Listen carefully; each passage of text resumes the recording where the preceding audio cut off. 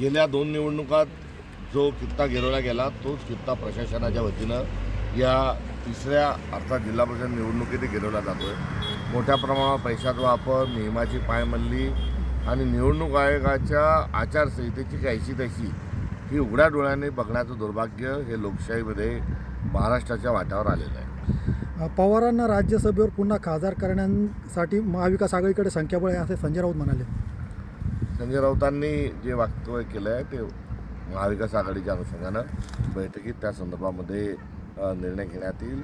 मुळात विषय शरद पवार साहेबांची इच्छा आहे का हा देखील प्रश्न त्यांनी जो उपस्थित केला होता। त्यांच्या वयोमानाच्या अनुषंगानं, त्यांच्या ज्येष्ठत्वाच्या अनुषंगानं आणि इंडिया अलायन्सचे नेते असल्याच्या अनुषंगानं जरूर यावर चर्चा होईल। अमरावतीच्या MIMच्या नगरसेविका मीरा कांबळेंच्या महायुतीला जाहीर पाठिंबा दिला आहे। महापौर आणि उपमहापौर पदासाठी महायुतीला समर्थन देत मीरा कांबळे MIM आणि भारतीय जनता पार्टी ही ठिकठिकाणी सोबत आलेली आहे।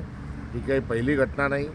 याआधी अकोट, अंजनगाव, सुरजी, महाराष्ट्रातल्या विविध ठिकाणी आणि आता अमरावतीला महानगरपालिकेत तिथे बघायला मिळालं। थोडक्यात MIM आणि भारतीय जनता पक्ष हे दोन्ही एकच आहेत। एकाच नाण्याच्या दोन बाजू आहे, एकी थाली के चट्टे बट्टे। अजितदादांच्या विमानात बॉम्ब होता का हे तपासा अशी मागणी पवारांच्या राष्ट्रवादीचे खासदार बजरंग सोनवणे यांनी केली आहे। अजितदादांच्या विमान अपघाताच्या वेगवेगळ्या बातम्या, वेगवेगळी माहिती समोर येत आहे।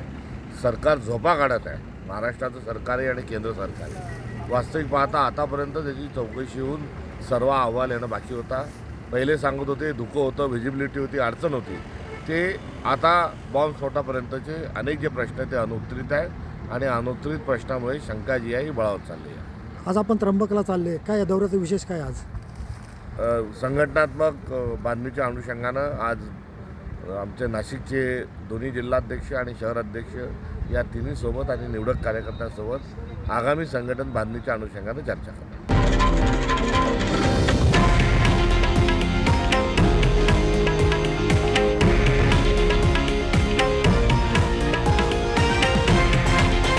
हे आहे देशातील नंबर 1 न्यूज नेटवर्क आणि आपण पाहत आहात TV9 मराठी, एकमेव।